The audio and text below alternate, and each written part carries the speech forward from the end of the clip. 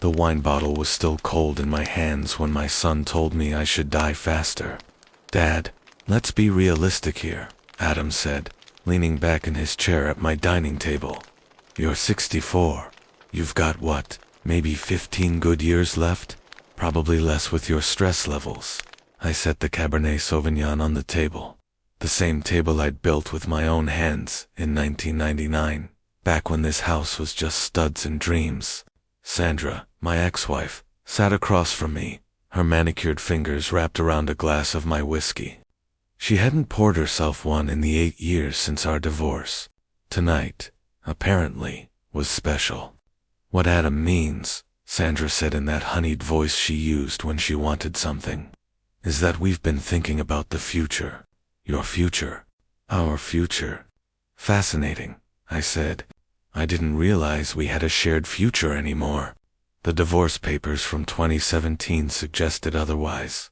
Adam's jaw tightened. At 38, he still had the same look he'd had as a teenager when I caught him stealing 20s from my wallet. Defiant, entitled, convinced he deserved whatever he took. "That's exactly what we need to discuss." Sandra slid a manila envelope across the table. "We filed this morning. I didn't touch it. 30 years as an IRS auditor taught me that documents people slide toward, you are never good news." Instead, I watched her face. The slight upturn of her lips. The way her eyes kept darting to Adam for reassurance. They'd rehearsed this probably for weeks. "Filed what, exactly?" "A lawsuit," Adam said, unable to contain himself. "We're claiming the house, the cars, and half your retirement. Mom says you promised her everything during the divorce." I let that sentence hang in the air for a moment. The grandfather clock in the hallway, a 1934 Howard Miller I'd restored myself, ticked 11 times before I spoke. "I promised her everything," I repeated during the divorce, when we were dividing assets in front of lawyers and a judge. "You promised her privately," Adam said verbally. "We have witnesses. Witnesses to a private conversation.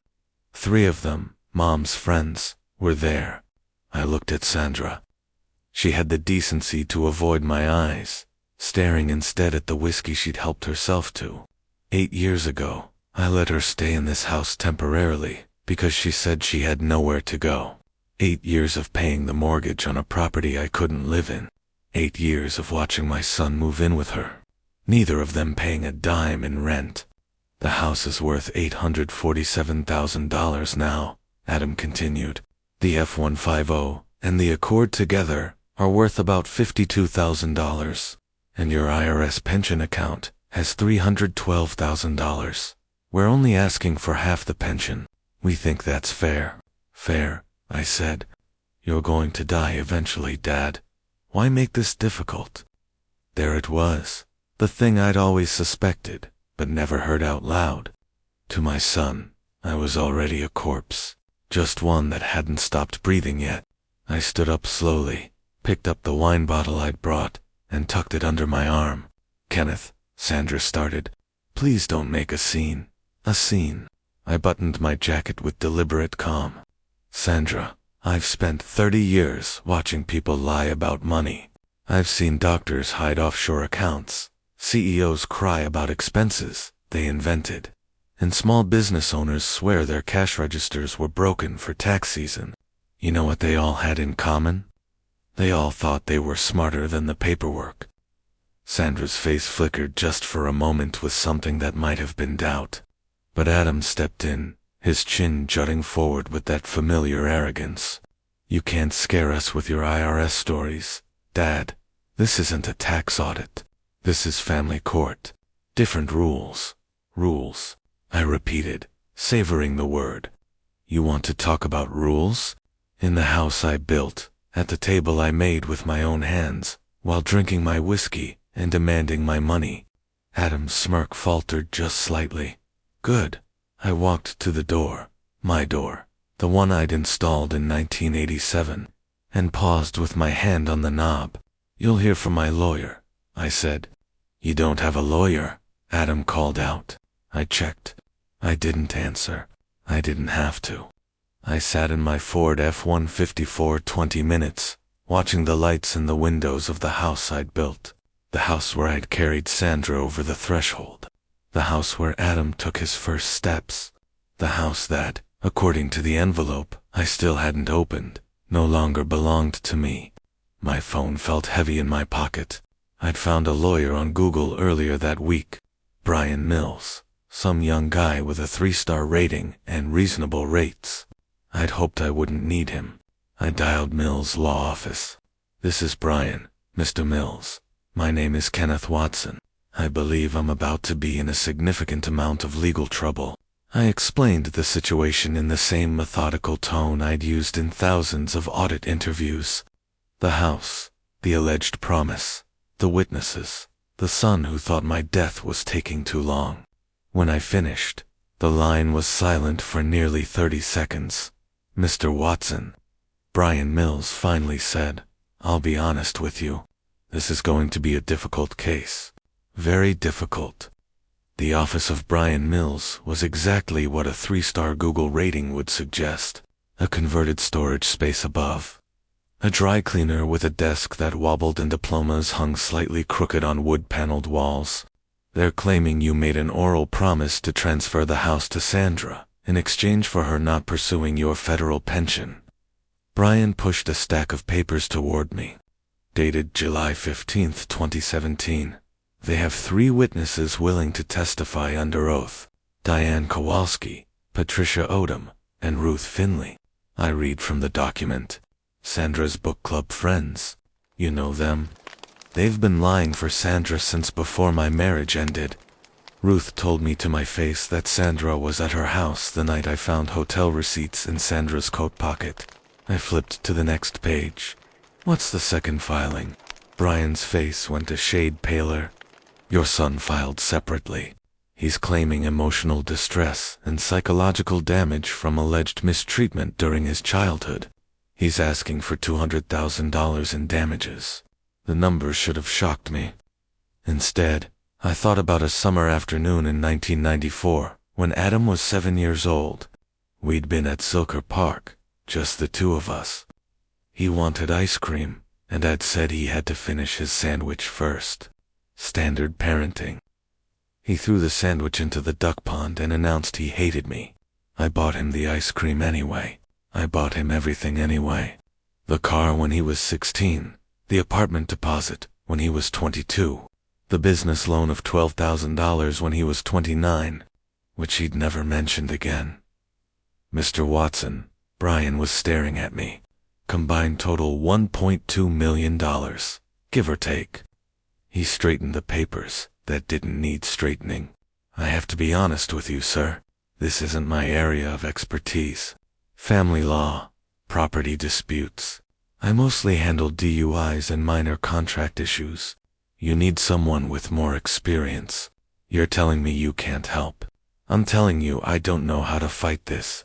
He looked genuinely sorry, which was almost worse than if he'd been indifferent. "We don't have a chance, Mr. Watson.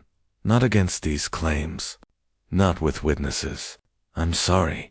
I drove to my temporary apartment, a 1-bedroom unit on South Lamar that costs $1,850 a month. I'd rented it 2 years ago, when the atmosphere at the house became unbearable. Sandra's passive-aggressive comments about her space, making every visit feel like trespassing in my own property. The apartment was sparse. A couch, a television I rarely watched, and a folding table I used as a desk. I'd brought my laptop and my files, decades of financial records I'd kept out of professional habit. I sat down and opened the laptop. Numbers never lie. People lie constantly, creatively, and with tremendous confidence. But numbers, if you follow them carefully, will always tell you the truth. I started with Sandra's filing, July 15, 2017, the date of the alleged oral promise. I pulled up my calendar from that year, a digital copy I'd synced from my old IRS computer. July 15, 2017, National Tax Conference, Dallas Hyatt Regency. I remember that conference. 3 days of presentations about updated audit procedures, rubber chicken dinners, and a hotel room with a view of nothing. I'd kept the receipts. Of course, I kept every receipt. 30 years of auditing teaches you that documentation is the difference between winning and losing. On July 15, 2017, at the exact moment I supposedly promised Sandra at my house, I was 200 miles away, checking into a hotel in Dallas. 3 witnesses were prepared to swear I was somewhere I couldn't have been. I leaned back in my chair and felt something I hadn't felt in days, a smile. The clock on my laptop read 3:14 a.m. I'd been working for 6 hours, cross-referencing dates and building time. Sandra's story had its first crack, a hairline fracture invisible to anyone who wasn't looking for it. Asterisk, but I was looking. I thought about Adam's face at dinner, the casual way he discussed my death. I thought about Sandra pouring my whiskey like she still lived here, which technically she did in a house I paid for and couldn't enter. I thought about 30 years of tracking money through shell companies, overseas accounts, and falsified receipts. I thought about the people who'd sat across from me in IRS interview rooms, sweating through their lies, convinced they'd outsmarted the system. None of them ever did. First lie, I said to the empty apartment. There will be others. I opened a new document and began to type. Not legal arguments. I'd leave those to a real lawyer once I found one. Instead, I typed questions. The questions I'd ask if this were an audit. The inconsistencies I'd probe. The places where the numbers didn't match the story. Sandra thought she knew me. She thought 8 years of living in my house, spending my money, had taught her how I operated. But she'd only ever seen Kenneth, the husband, Kenneth, the father, Kenneth, the man who bought ice cream for a boy who threw sandwiches at ducks. She'd never seen Kenneth, the auditor. By morning, I had a list of 17 questions and a plan taking shape in my mind. I spent 3 days researching lawyers in Austin the way I used to research tax evaders, methodically, thoroughly, and without mercy. The first 2 attorneys I called wanted retainers of $15,000 just to review the case. The third didn't return my call. The fourth suggested I settle. These family disputes rarely go well for the defendant.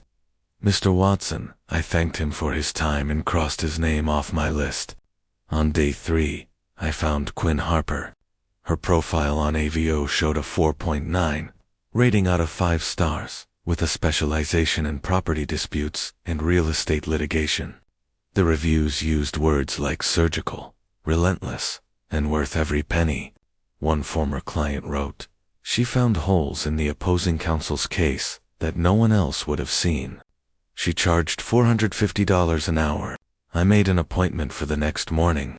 Her office was on the 12th floor of a glass tower on Congress Avenue, a different universe from Brian Mill's storage space above a dry cleaner. The receptionist offered me coffee in a ceramic mug, not a paper cup. The magazines on the waiting room table were current month, not last year. Quinn Harper was a woman in her early 50s with gray-streaked hair pulled back in a severe bun and reading glasses perched on her nose. She didn't smile when I entered, didn't offer pleasantries or small talk. She simply pointed to a chair across from her desk and said, sit, talk. I talked for 45 minutes. She interrupted twice, once to ask about the date of my divorce, once to clarify the exact wording of Adam's emotional distress claim. Otherwise, she listened in silence, making occasional notes on a yellow legal pad. When I finished, she spent another hour reading through the documents I'd brought.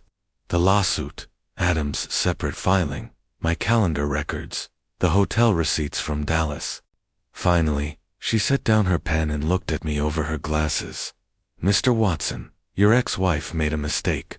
Several mistakes, actually. She's claiming an oral promise regarding real estate in Texas that's governed by the statute of frauds.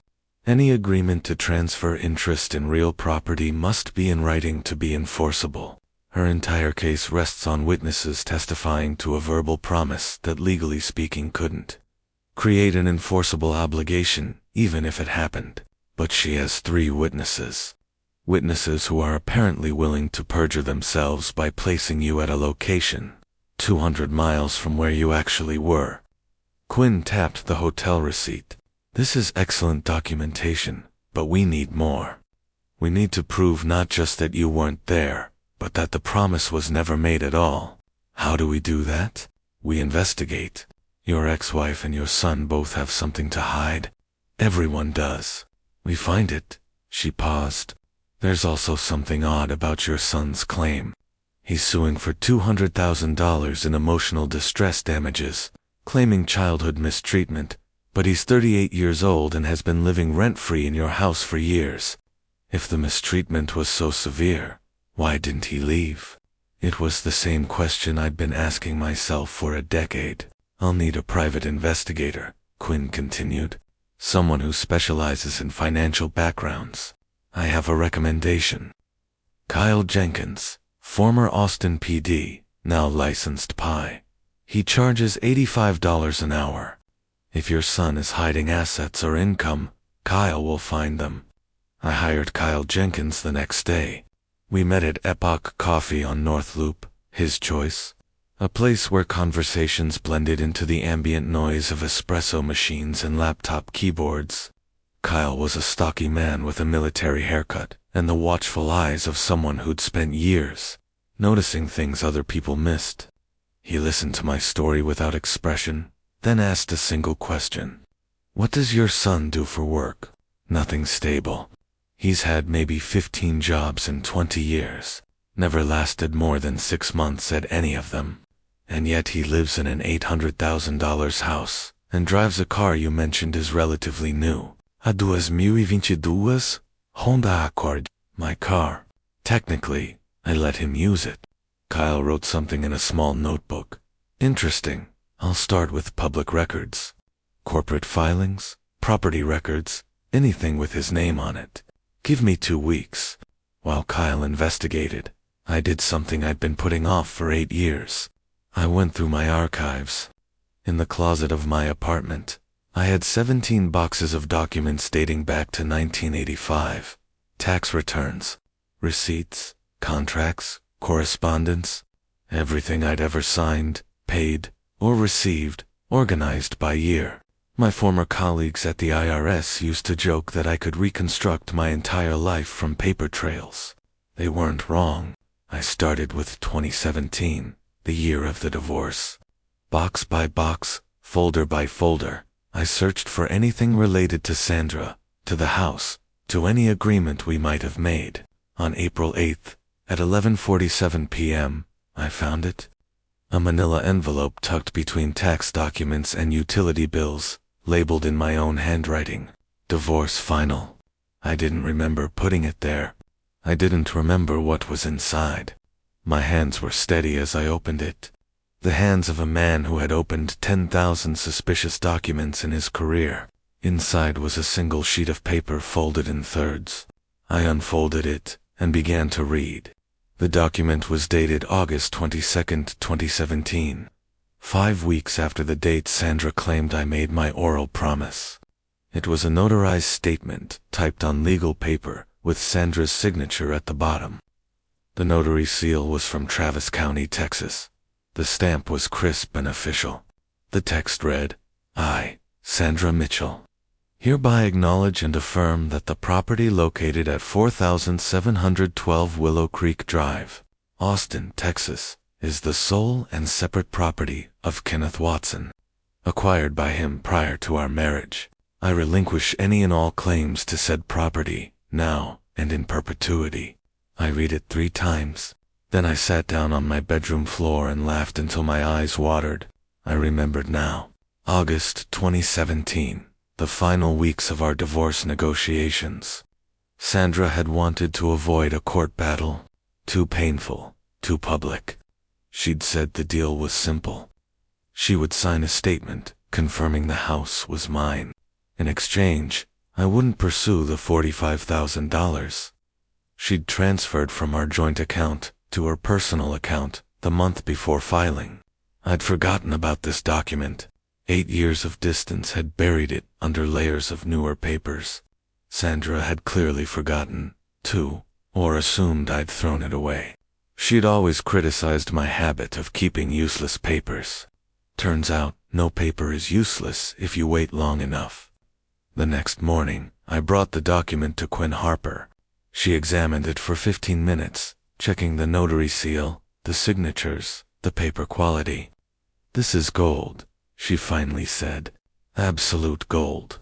This single document destroys their entire case." Sandra signed a legal statement acknowledging your sole ownership. 5 weeks after she supposedly received a verbal promise that you'd give her the house. She set the paper down carefully. "But we're not going to use it yet." "Why not?" "Because right now they think they're winning. They think you're a confused old man with a bad lawyer and no evidence. Let them commit to their story. Deepen their lies. Involve more witnesses. The more they invest in this fraud, the harder they'll fall."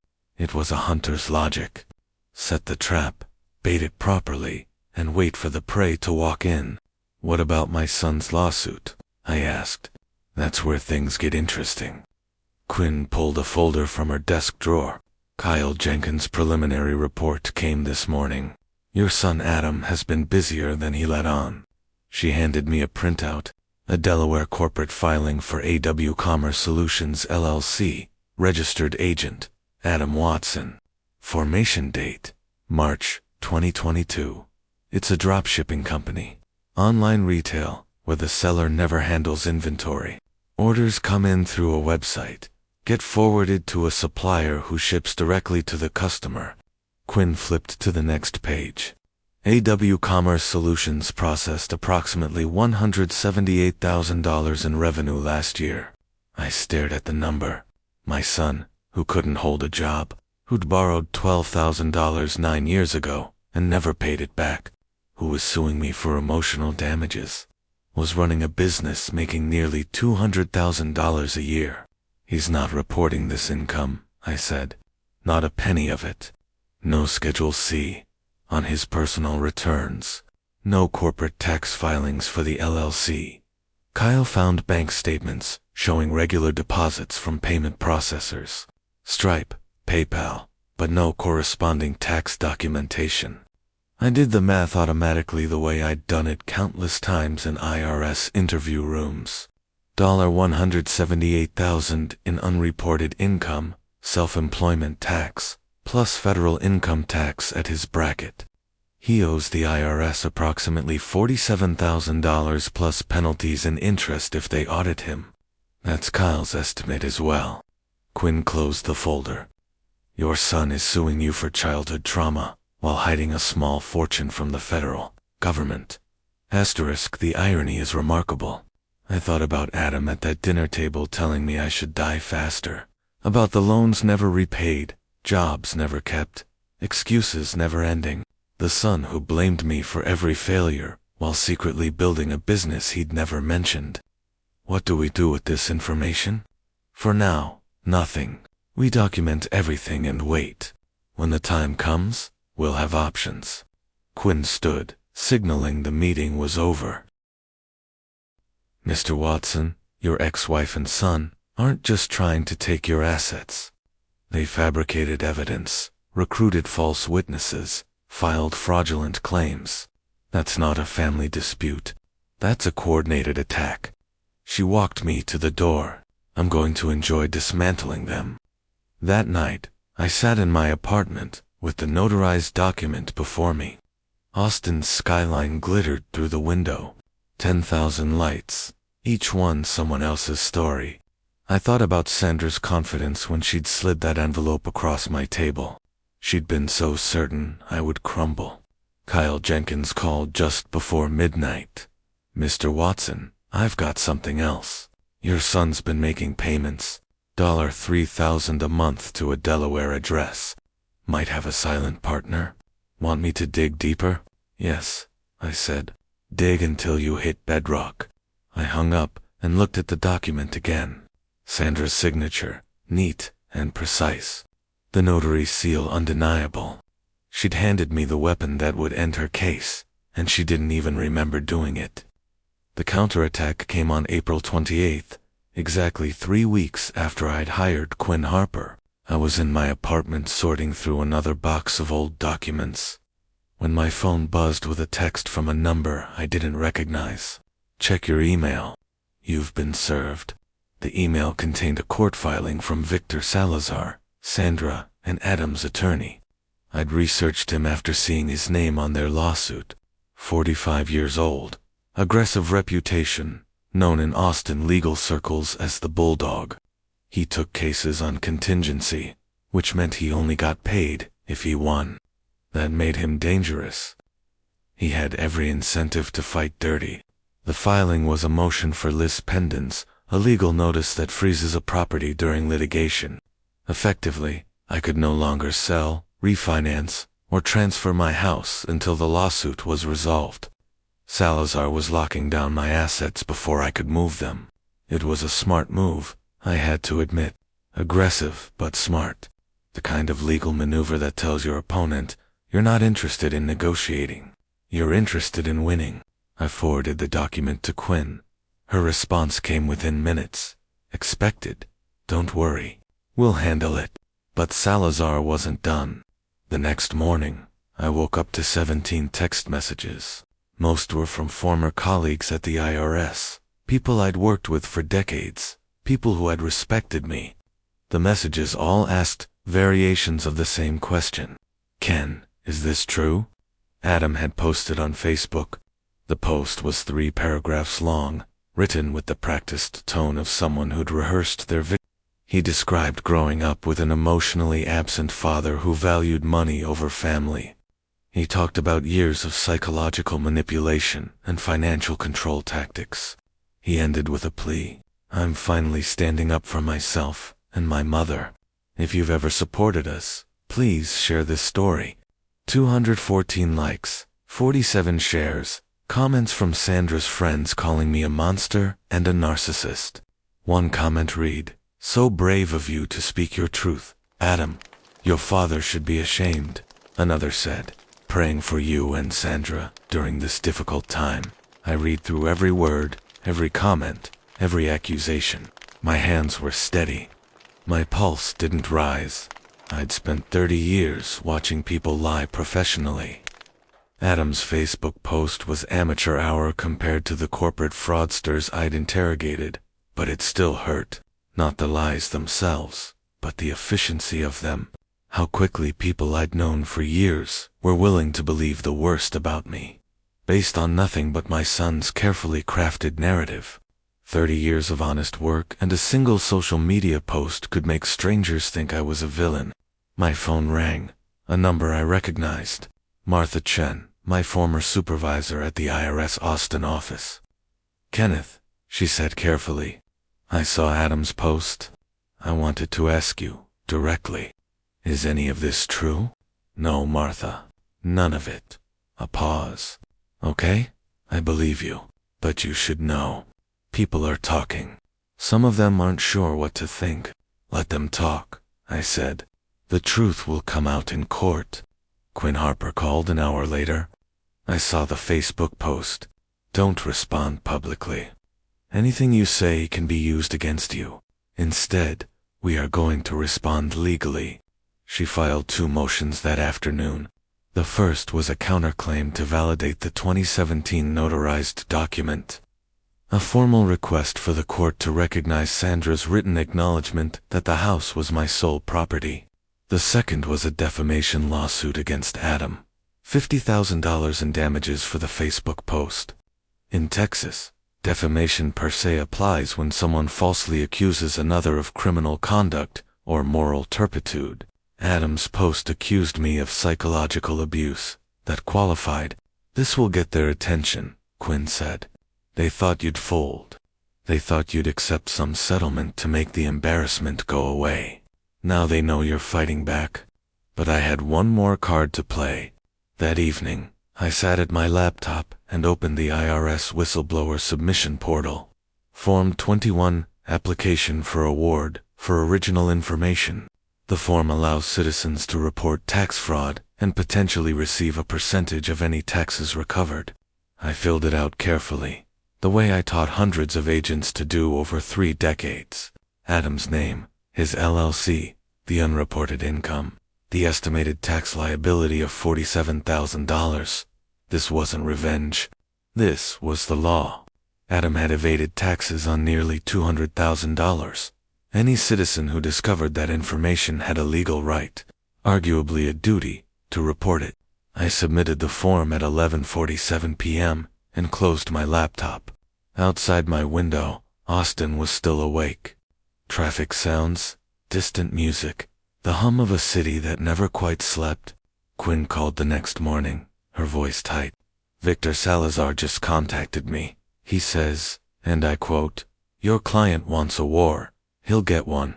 We found a fourth witness. The fourth witness was Karen Rogers. I knew Karen. She'd lived next door to us on Willow Creek Drive for 15 years. A pleasant woman in her late 50s, who'd always waved from her porch and brought over Christmas cookies. She'd moved to a condo near downtown after her husband passed in 2020, according to Salazar's filing. Karen was prepared to testify under oath that she'd overheard a conversation between Sandra and me in the summer of 2017. Specifically, she claimed she'd heard me say, "This house is yours, Sandra. I'm leaving it to you." Quinn Harper studied the deposition notice with narrowed eyes. Another witness placing you at a conversation that allegedly happened on July 15, 2017. The same date you were 200 miles away in Dallas. Karen wasn't part of Sandra's book club, I said. She barely knew those women, which makes her more credible than the other 3. A neighbor with no obvious connection to the plaintiff. Quinn set the paper down. We need to investigate her. Kyle Jenkins should start immediately. Kyle's report came back in 10 days. Karen Rogers owed Sandra $8,500, a personal loan from 2019 documented in a text message. Exchange Kyle had obtained through legal discovery. Karen had promised to repay it as soon as I get back on my feet. 4 years later, she hadn't paid back a penny.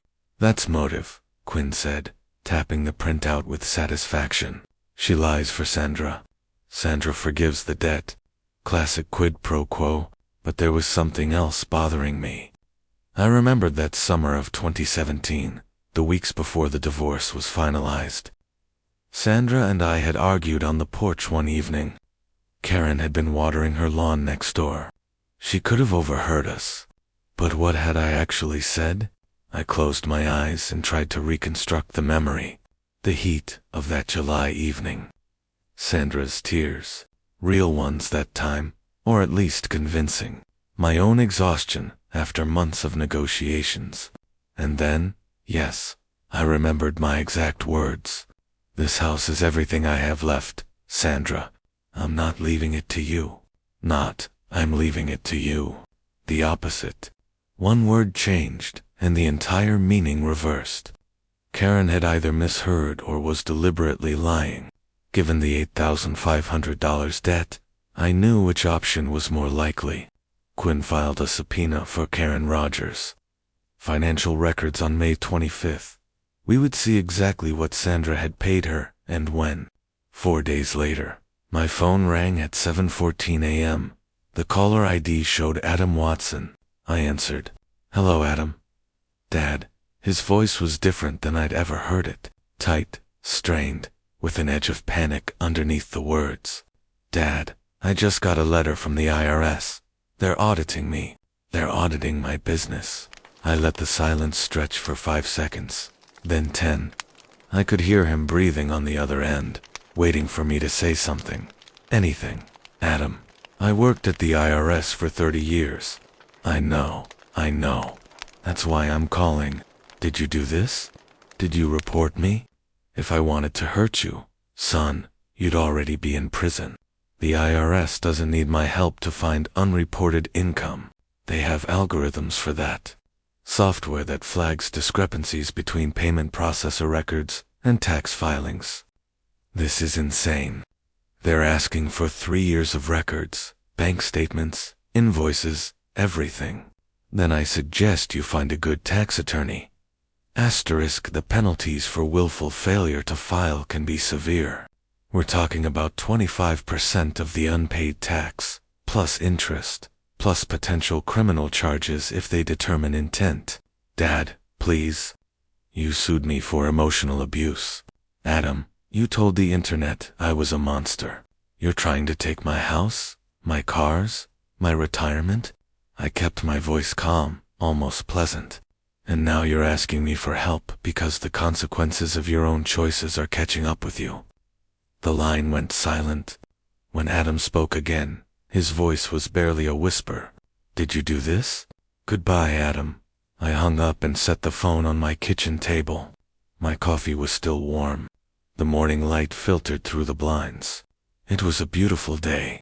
Quinn Harper called that afternoon with news of her own. Every payment we have a problem, Mr. Watson. Quinn smiled, a thin, predatory expression that reminded me why I'd hired her. But the real prize is here. She handed me a printout of text messages. Kyle Jenkins had obtained them through legal discovery. Sandra and Karen discussing their arrangement in language that was damning without being explicitly criminal. One message from Sandra, dated March 10th, stood out. Ken will never find that document. I'm sure he threw it out years ago. He never kept anything important. She was talking about the notarized statement from 2017. The document she'd signed acknowledging my sole ownership of the house. The document she'd assumed I discarded. The document that was now the centerpiece of our defense. She knew, I said quietly. She knew the document existed, and she bet everything on me not having kept it. She underestimated you, Quinn said. Most people do. The confrontation with Adam came 2 weeks later. I was in my apartment on a Saturday afternoon, working on a pocket watch, a 1938 Hamilton that needed a new mainspring. The knock on my door was aggressive, demanding. I opened it to find my son standing in the hallway, his face flushed with anger.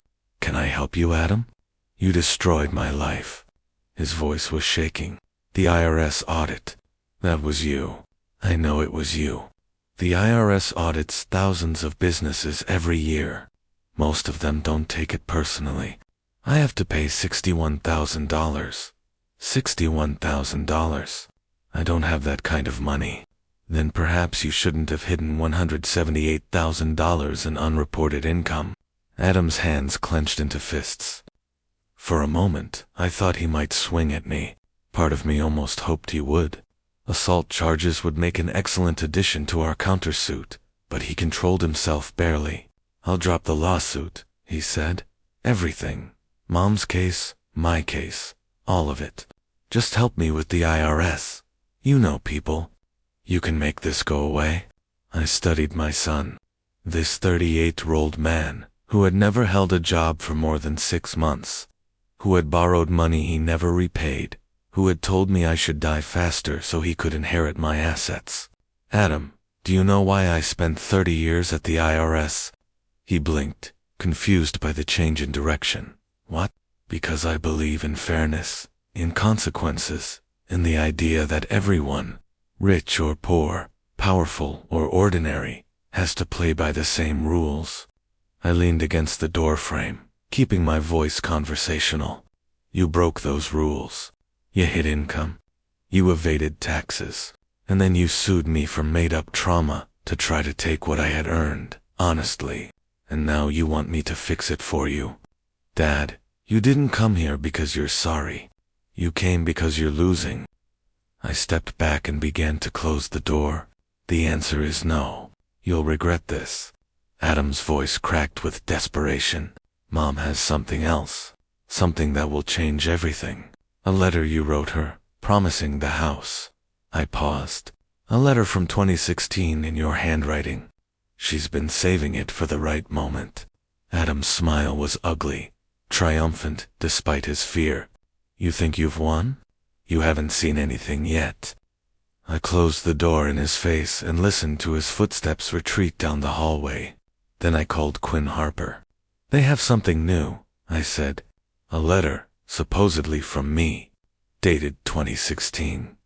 Quinn's voice was sharp. Did you write any such letter? Never. Not a word. Then it's either a forgery or a fabrication. A pause, which means they're getting desperate enough to manufacture evidence. This could be very good for us, or very dangerous. I'll have Kyle look into it immediately. I hung up and looked at the pocket watch on my workbench. The old Hamilton, with its broken mainspring, waiting to be repaired. Everything breaks eventually. The trick is knowing which pieces can be fixed and which ones were broken from the start. The letter arrived at Quinn Harper's office on September 8th. Delivered by Victor Salazar with all the theatrical flourish of a man presenting his winning hand. Quinn called me immediately. "You need to see this." I drove to her office on Congress Avenue, the late summer heat rising from the Austin pavement in visible waves. Inside, Quinn had the letter spread out on her conference table, handling it with latex gloves as if it were evidence at a crime scene, which I suspected it might become. "Supposedly written by you in December 2016, she said, addressed to Sandra. It says, and I quote, "I promise that after my death, the house at 4712 Willow Creek Drive will be yours. This is my gift to you for the years we shared together." I looked at the letter. The handwriting was a reasonable approximation of mine. Someone had clearly studied my signature, but I knew I hadn't written these words. I had never made such a promise, never even considered it. "The signature," I said. "Look at the way the K connects to the E in Kenneth. I haven't written my name that way in decades. I changed my signature style around 2005, after a seminar on document security. I noticed the same thing." Quinn pointed to a section at the bottom. "And the paper, feel how crisp it is. This is supposed to be 9 years old. Paper that age shows wear, yellowing, the faint brittleness of oxidation. This looks like it was printed last month." "Because it probably was." Quinn nodded slowly. "I'm sending it to a forensic document examiner, Dr. Margaret Chen. She's testified in over 200 cases, unimpeachable credentials. If this is a forgery, she'll prove it." The wait was agonizing. 3 weeks of uncertainty while Dr. Chen conducted her analysis. 3 weeks of knowing that Sandra had produced a document I'd never written, but not being able to prove it. I spent those weeks organizing my evidence, preparing for trial, and trying not to think about what would happen if the expert couldn't definitively prove the forgery. The results came back on October 2nd. Dr. Chen's report was devastating for Sandra. The signature had been digitally copied from a check I'd written in 2018, then printed onto the letter. The analysis showed telltale signs of digital manipulation, pixel artifacts, inconsistent ink density, and a slight geometric distortion that occurs when images are resized. More damning still, the paper itself contained optical brighteners that weren't commercially available until 2022. Sandra had forged a document. She hadn't just lied. She hadn't just recruited false witnesses and bribed them with money. She had manufactured physical evidence and submitted it to a court of law. This was no longer a civil dispute about property. This was criminal fraud. "This is fraud upon the court," Quinn said, her voice carrying a note of grim satisfaction. "A felony in Texas. If we report this to the district attorney, Sandra could face up to 2 years in prison. What are our options? We can offer Salazar a choice. Withdraw all claims immediately, and we don't pursue criminal charges. Or we go to trial, present this evidence, and let the DA decide whether to prosecute." I thought about Sandra, the woman I'd married, the mother of my son, the person who had shared my bed for over 20 years. I thought about the calculated cruelty of her plan, the false witnesses, the lies about oral promises, and now a forged document designed to steal everything I'd built. "Give Salazar 48 hours to respond," I said. "Then we go to trial regardless." Quinn delivered the ultimatum on October 3rd. The deadline passed on October 5th without a response. On the morning of October 6th, Quinn received a text message from Victor Salazar. "We're going to the end. See you in court." I read the message over her shoulder. He thinks he can still win. He thinks he has nothing to lose. Quinn corrected. He's on contingency. If they lose, he doesn't get paid regardless, and Sandra is too committed to her lies to back down now. When's the trial? October 20th. Judge Carter moved it up. She doesn't like cases that drag on. Quinn gathered her files. Mr. Watson, I've been a lawyer for 27 years. I've never seen anyone walk into a courtroom with forged evidence that's already been exposed. I spent the next 2 weeks preparing. Kyle Jenkins delivered his final reports. Quinn rehearsed her arguments. I organized every piece of evidence into chronological order. On October 19th, the night before the trial, I sat alone and looked at Sandra's notarized statement from 2017, the document that would end her lawsuit and possibly send her to prison.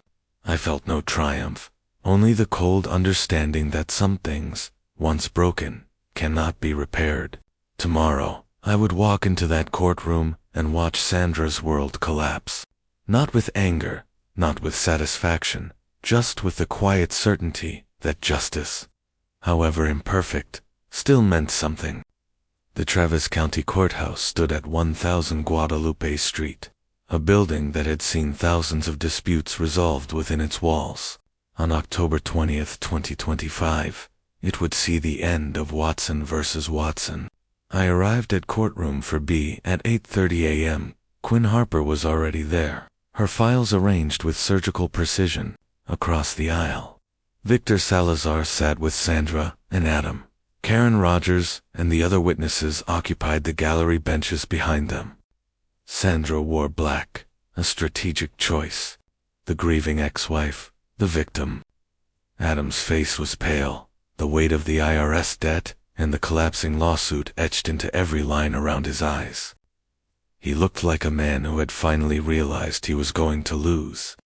Judge Elizabeth Carter called the court to order at precisely 9 a.m. Salazar presented his case first, confident, articulate, weaving the narrative of a generous wife betrayed by a cold husband. He called his witnesses, the book club friends who claimed they'd heard promises. Karen Rogers, who testified about the conversation on the porch. Then he presented the letter. Your Honor, the plaintiff submits Exhibit F, a letter written by the defendant in 2016, clearly stating his intention to leave the property to Ms. Mitchell. Quinn rose. Your Honor, the defense has serious concerns about the authenticity of this document.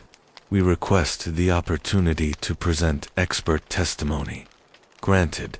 Quinn called Dr. Margaret Chen to the stand. For 45 minutes, the forensic document examiner methodically dismantled the letter, the copied signature, the digital artifacts, the paper that couldn't have existed in 2016. I watched Salazar's face as she spoke. The color drained slowly like water from a bathtub. His pen stopped moving. His shoulders slumped almost imperceptibly.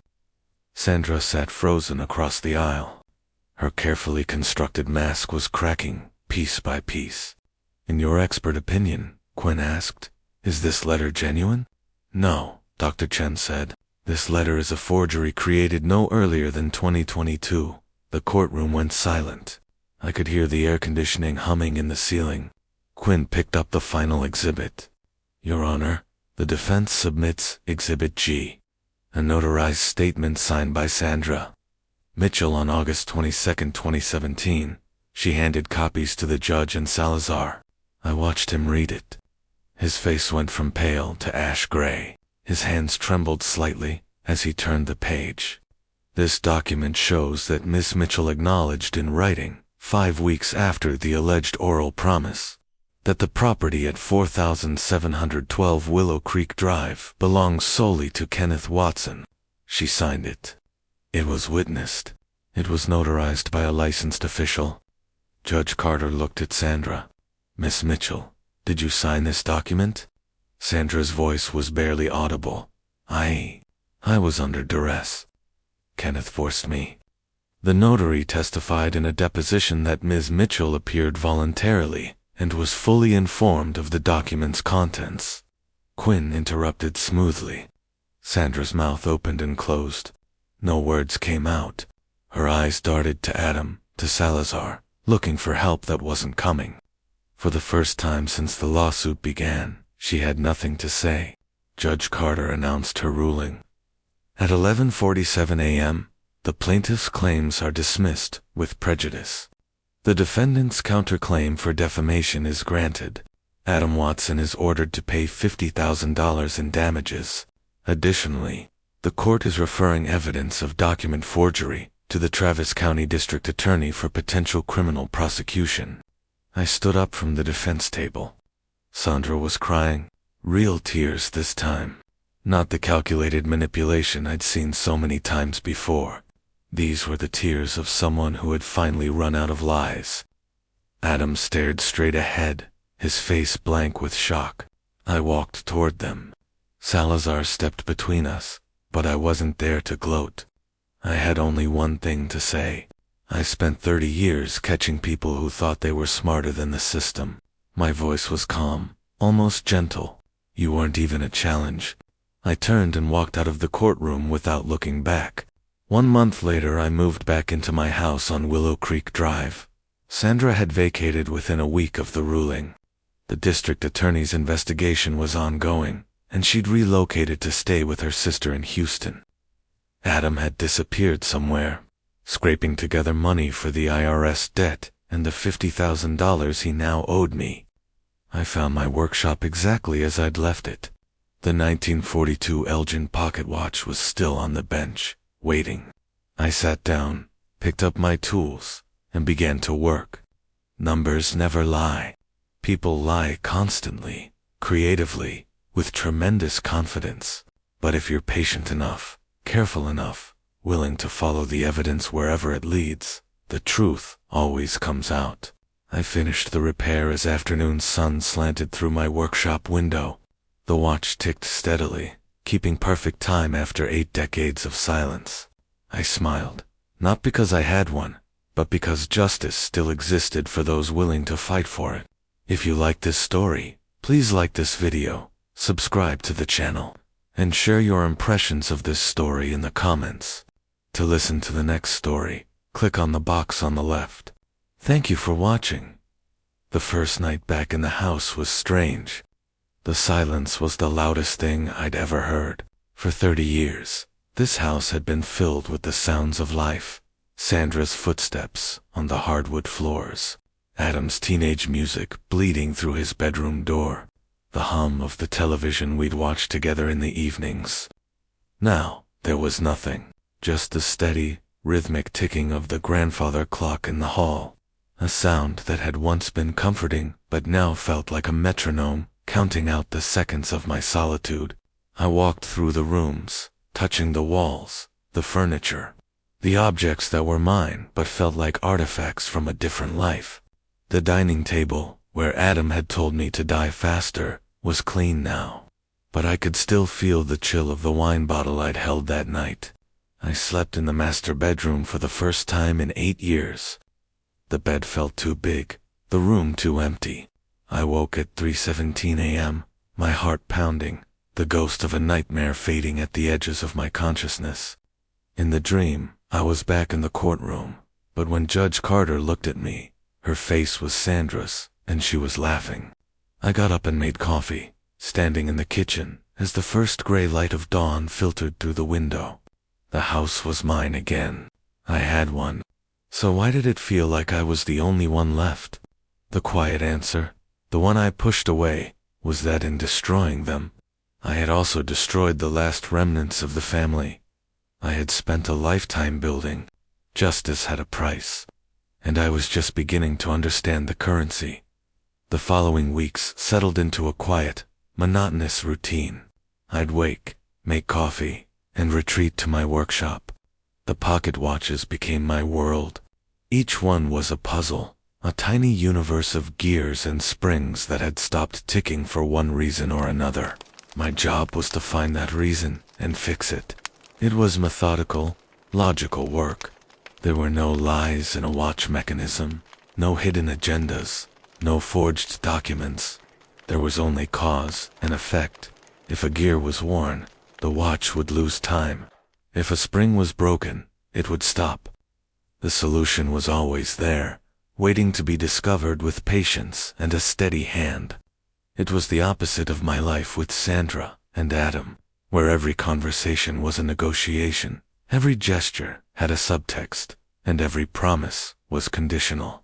I found a strange sort of peace in the precision of it all. I finished the 1938 Hamilton.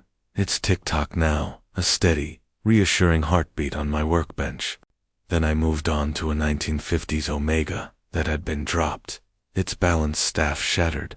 I spent 3 days fabricating a new one from a blank piece of steel, my hands moving with a confidence that came from decades of practice. In the quiet focus of my work, the anger and the hurt began to recede, not disappearing, but fading into the background like a distant radio station. You can no longer quite hear, but the world outside my workshop had not forgotten. The story, it seemed, had taken on a life of its own. One afternoon, a reporter from the Austin American-Statesman called. He'd gotten a tip about the case, something about a forged document and a high-stakes family feud. I declined to comment, but he was persistent. A few days later, a short article appeared on the paper's website. It was a straightforward, factual report of the court's ruling, mentioning the dismissed lawsuit, the defamation judgment against Adam, and the referral of the forgery case to the district attorney. But what caught my eye was the comments section. It was a battlefield. Some people, strangers, defended me. Finally, some justice for a parent who was taken advantage of, one read. Others, friends of Sandra, or people who knew Adam, painted me as a villain. There's always another side to the story, a commenter named Austin Mom 82 wrote. A man who keeps 30 years of financial records on his ex-wife sounds controlling, not victimized. I closed the laptop, a familiar knot tightening in my stomach. They were still trying to win the war in the court of public opinion, even after losing in a court of law. The article was the first spark, and it wasn't long before it caught fire. A local legal blogger picked it up, writing a post titled, "The Auditor's Revenge: How a Father's Meticulous Record-Keeping Became His Son's Downfall." The post went viral in Austin legal circles. Then, a true crime podcast did a 10-minute segment on it, sensationalizing the drama with dramatic music and a narrator who described me as a cold, calculating figure straight out of a John Grisham novel. My anonymity was gone. I was no longer just Kenneth Watson, retired IRS agent. I was a character in a story, a cautionary tale about family, greed, and revenge. I started getting calls. Some were from reporters I'd never heard of, from national outlets that smelled blood in the water. I ignored them all, but others were different. Asterisk, a week after the article was published, my phone rang with a number I didn't recognize. I almost let it go to voicemail, but something made me answer. A woman's voice, hesitant and soft, was on the other line. "Mr. Watson, my name is Diane Kowalski. I was one of the witnesses for Sandra." I was silent for a moment, the name clicking into place. Diane, one of the book club friends. One of the 3 women who had been prepared to lie under oath and place me at a conversation I'd never had. "What do you want, Diane?" Her voice trembled. "I saw the article, and the DA's office called me. They want to question me about my testimony." She paused, and I could hear her breathing, quick and shallow. "Sandra told us you were there. She swore you'd promised her the house. She said you were a monster who'd emotionally abused her for years, that you were hiding money and trying to leave her with nothing. We believed her. She's our friend." I let her talk, my face unreadable. I was leaning against the workbench in my shop, the scent of metal polish and oil in the air. "We were just trying to help a friend," she continued, her voice cracking. She said, if we just told the truth about what she'd told us, it would all be over quickly. She never said we'd be investigated for perjury. My lawyer says I could be charged. I could go to jail. The fear in her voice was palpable, a stark contrast to the confident testimony she had been prepared to give. "And what do you want me to do about that, Diane?" I asked, my voice flat. "I was calling to apologize, and to ask if you would talk to the DA. Tell them I was misled, that I didn't know." I thought about Sandra's honeyed voice, about the way she'd manipulated her friends into risking their freedom for her greed. I thought about the Facebook post, the forged letter, the years of lies. "Diane," I said, my voice cold and steady, "you're a grown woman. You chose to lie in a sworn deposition. You chose to participate in an attempt to ruin my life. The consequences you're facing now aren't my fault. They're yours." I hung up before she could respond. I felt no satisfaction, only a profound weariness. This was the collateral damage of Sandra's war, and I had no energy left for it. The most unexpected call came on a Tuesday in late November. The leaves were falling from the oak trees in my yard, covering the lawn in a blanket of brown and gold. I was oiling the mainspring of a 1920s Waltham when my phone buzzed. The caller ID read, "Unknown." I answered, with a curt hello. "Dad." It was Adam. His voice was hollow, stripped of the arrogance and the panic I'd heard in it before. It was just empty. I didn't say anything, just waited. "I'm in trouble," he said. "The kind of trouble I can't talk my way out of." I remained silent, letting the weight of his confession fill the space between us. "The DA's office. They're not just investigating Sandra. They're investigating me, for the tax stuff. They think it was willful. They're talking about criminal charges." He took a ragged breath. "Felony tax evasion." The words hung in the air. I had known this was a possibility, had even calculated the odds in the detached, analytical part of my brain, but hearing him say it, hearing the terror in his voice, was different. "I could hire a lawyer for the civil case, Dad. I can even scrape together the money for the IRS, eventually, but I can't fight this." He was quiet for a long moment. When he spoke again, his voice was barely a whisper. "Mom's gone. Did you know that? She left. Packed a bag and went to stay with her sister in Houston. She's not answering my calls. She just left me here to deal with all of this." He sounded like a lost child, not a 38-year-old man. "She used me, Dad. She used us both." I looked at the watch in my hands, its tiny gears gleaming under the light of my work lamp. For 30 years, I had been the auditor, the enforcer, the man who followed the rules. I had taught my son to do the same, or so I thought. But somewhere along the way, he had learned a different lesson from his mother, that the rules were for other people, that the truth was flexible, that greed was a virtue. I had spent my career catching people like the man he had become, and now he was on the phone, asking for what? Forgiveness. A miracle. A lifeline from the very man he had tried to destroy. The anger I thought had burned out of me, flared, hot and sharp. I thought of him sitting at my table, telling me to die faster. I thought of the lies he had spread, the pain he had caused, but beneath the anger was something else, something deeper and more painful. A profound, aching sadness for the son I had lost, not to death, but to a character flaw so deep it had consumed him. "Adam," I said, my voice steady, despite the storm raging inside me, "you spent years blaming me for your failures. You sued me, you slandered me, you tried to take everything I have. You chose your path. Now you have to walk it. Dad, please." "No," I interrupted, my voice firm. "I'm done. I'm done paying your debts, literal and figurative. I'm done cleaning up your messes. You wanted to be a man who makes his own decisions. Congratulations. You've made them. Now you get to live with the consequences." I hung up the phone, my hand shaking slightly.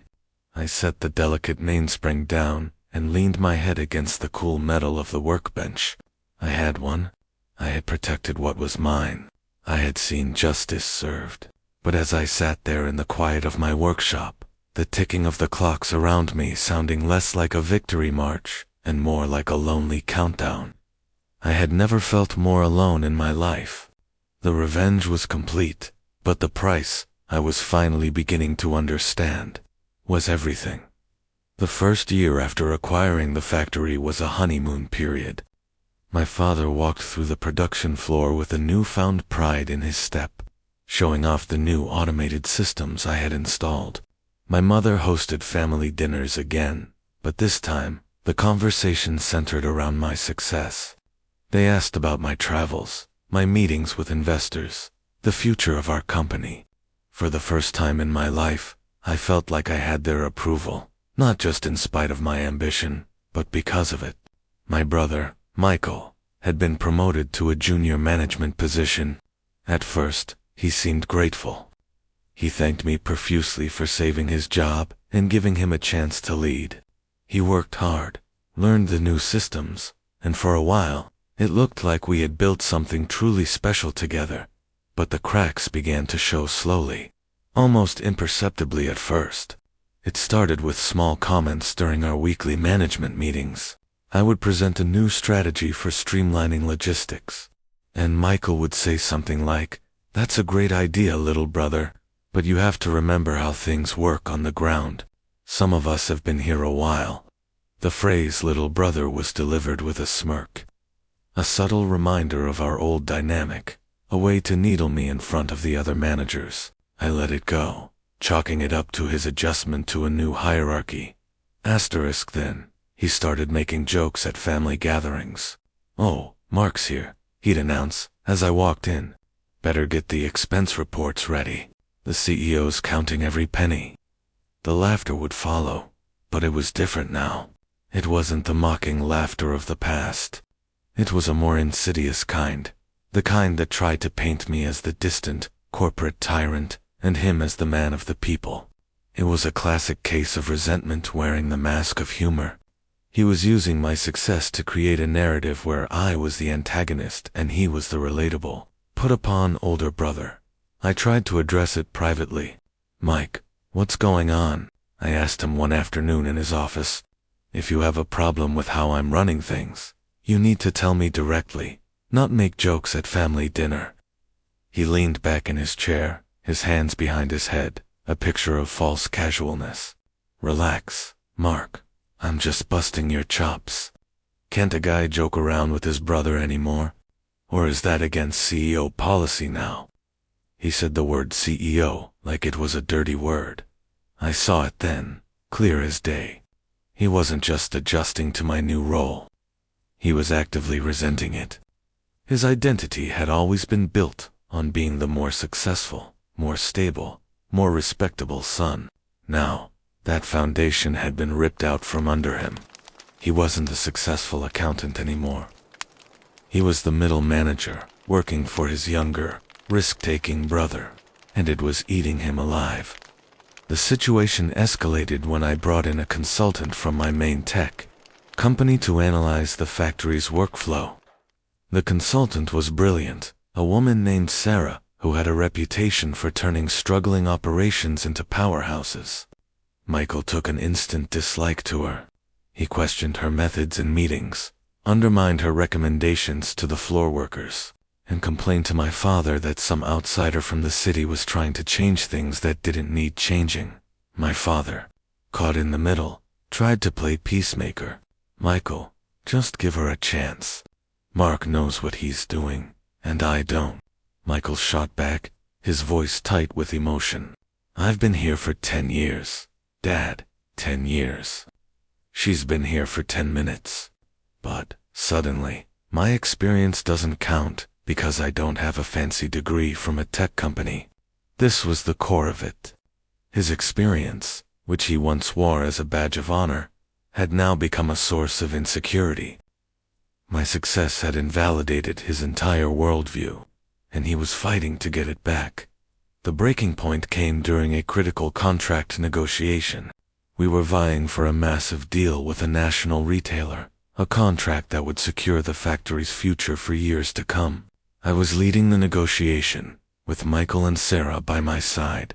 The retailer's representative pushed back hard on our pricing, trying to grind us down. I held firm, knowing our quality and efficiency justified our cost. Michael, however, began to falter. "Mark," he interjected, his voice shaky, "maybe we should consider their offer. It's a fair price. We don't want to seem greedy." I looked at him, stunned.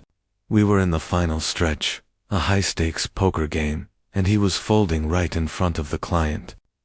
"Michael, this isn't about being greedy," I said, keeping my voice even. "It's about valuing our work. We've done the analysis. This is our floor." "Well, maybe your analysis is wrong," he retorted, his face flushing.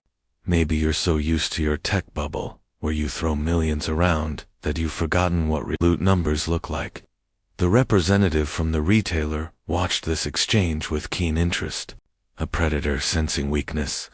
I knew I had to shut it down immediately.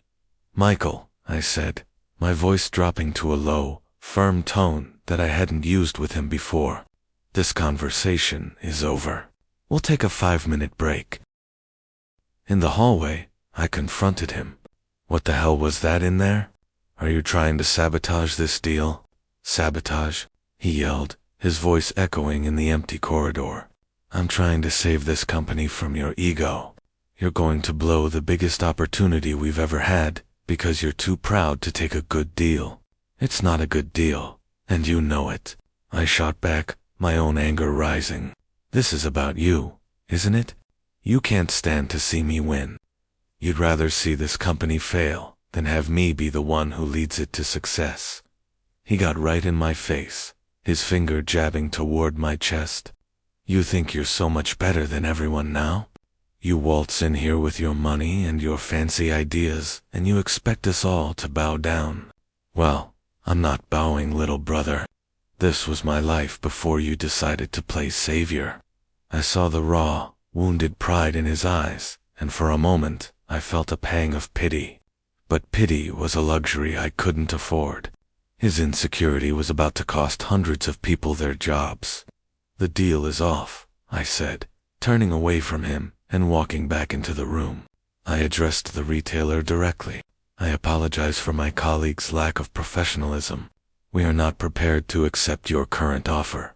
However, based on our long-term projections, we are willing to offer an alternative value proposition that I believe will exceed your expectations." I spent the next 20 minutes outlining a new plan, one that involved a phased rollout and performance-based incentives. It was a brilliant move, one that Sarah and I had prepared as a backup. The representative was impressed.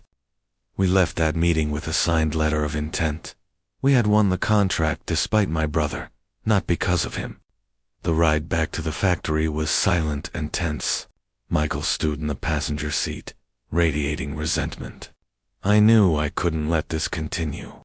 His toxicity was a cancer that would spread through the company and our family if I didn't cut it out. The revenge this time wasn't about firing him in a blaze of glory. That would have been easy, but it would have also confirmed his narrative that I was the tyrannical CEO who cast aside his own blood. The true revenge, the one that aligned with the man I had become, was more surgical, more compassionate, and far more devastating to his worldview. I called a family meeting that weekend, not at the factory, but at the house, on neutral ground. My parents were there, looking worried. Emily was there on video call.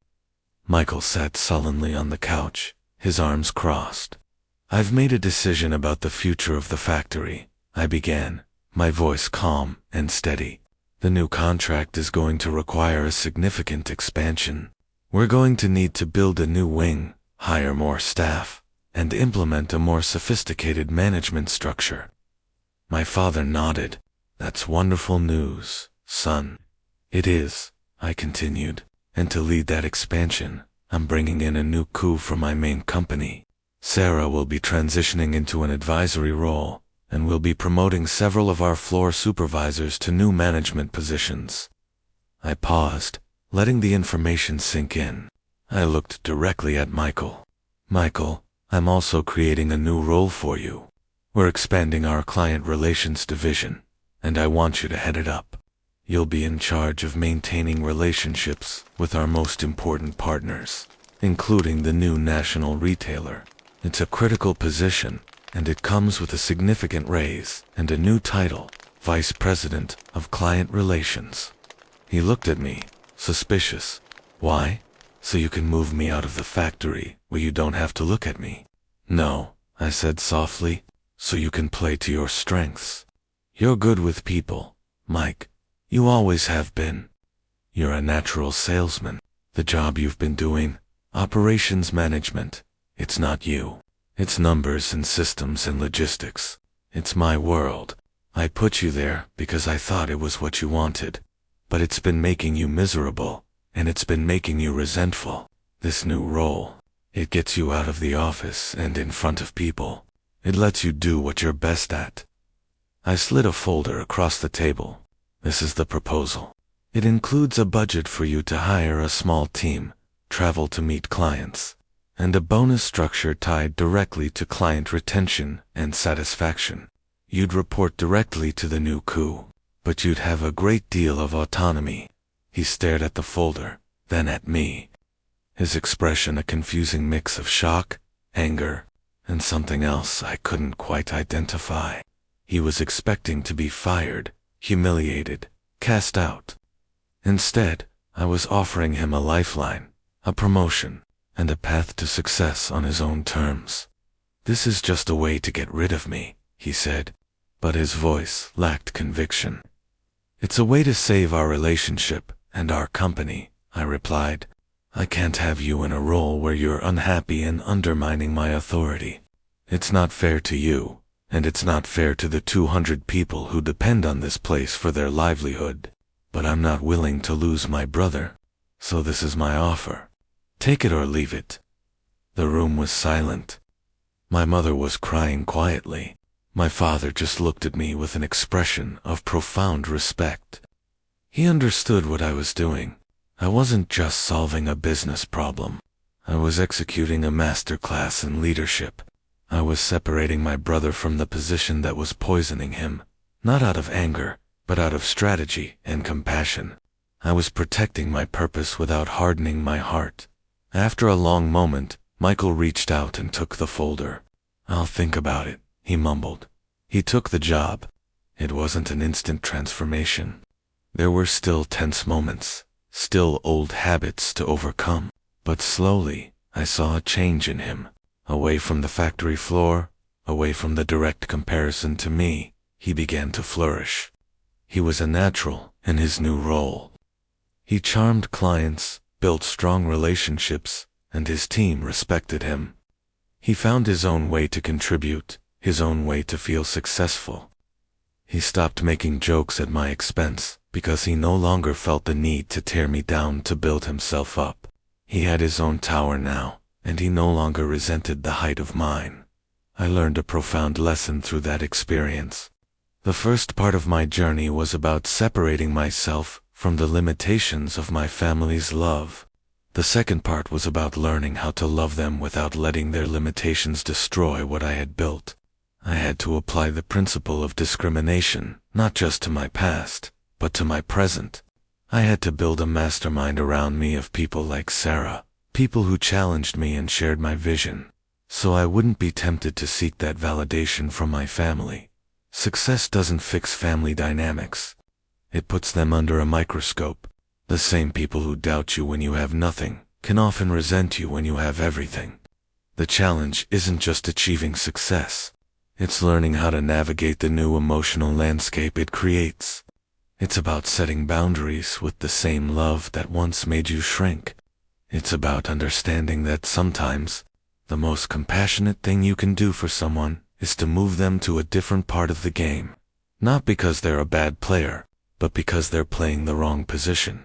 If this two-part journey has resonated with you, if you understand that the path to greatness is filled with unexpected twists and that the final victory is often an internal one, then smash that like button and share this story with someone who needs to hear it. Leave a comment below and tell us about a time you had to set a difficult boundary with someone you loved.